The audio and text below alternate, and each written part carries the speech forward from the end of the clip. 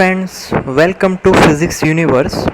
So today our topic is Standard 12, Chapter 1, 1.1.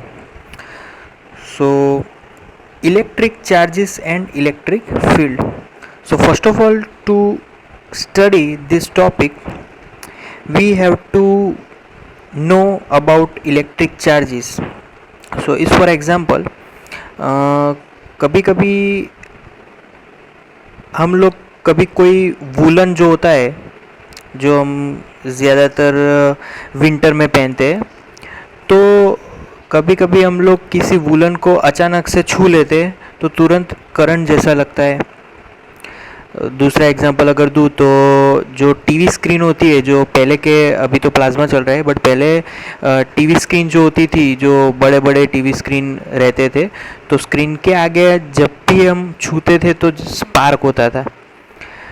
हम अपनी जो हेयरी स्किन अगर उसके नज़दीक लाते थे तो हमारे जो हेयर है वो भी ऐसे अपनी डायरेक्शन चेंज करते रहते थे। तो ये सब जो चीज़ें हैं वो क्यों होती थी?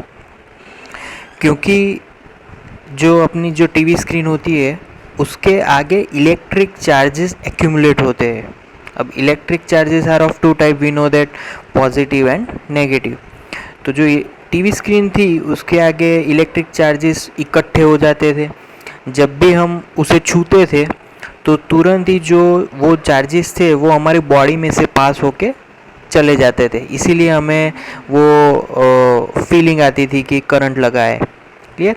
सिमिलरली जो वूलन क्लॉथ होते हैं उस पे भी जब कभी अचानक से हम लोग छू जाते हैं तो तुरंत ही स्पार्क होता है, वो कई बार दिखाई भी देता है।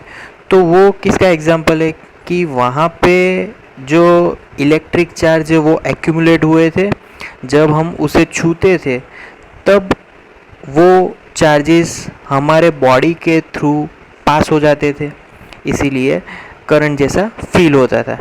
सिमिलरली हम जब मॉनसून सीज़न होता है तब वो जब बारिश आती है तब क्या होता है, बिजली कड़कती है, हमें वो दिखाई भी देती है।